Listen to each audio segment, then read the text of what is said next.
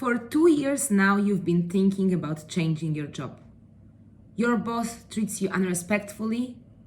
Deep inside, you know that your qualifications are high enough and you could easily get a job for another company or work for yourself. But something holds you back and you feel stuck. For many of us, the change is a very difficult process. We have great ideas and intentions, but we are stuck repeating the same cycle over and over again. Did you ever wonder why? Now I will take you through this cycle, which definitely gonna sound familiar.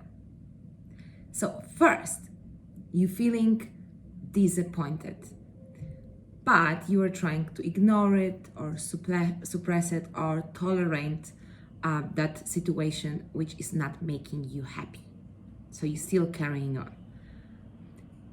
Secondly, you start feeling that this level of disappointment increase, and it's a breakthrough point where you say, okay, I cannot take this anymore. And after that, you decide, okay, I'm making the decision. I'm gonna leave that job or that relationship, and that gives you this feeling of hope. But very often, that's how the cycle works, you feel fear. Fear creeps up on you, and then you look on two options and they both look completely pointless to you, and you just feel like you have no energy, you don't know what to do, which decision you should take. And after that, what happens often, it's amnesia. So that previous situation start looking way better because it's familiar and obviously you don't have to do any change.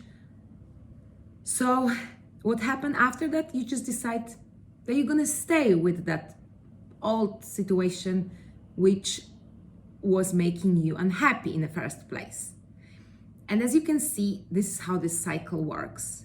So you are getting to this point when you're making the decision, but you don't follow that decision, and then you come back to the same point. And I'm sure you've been there many times, because we all been there.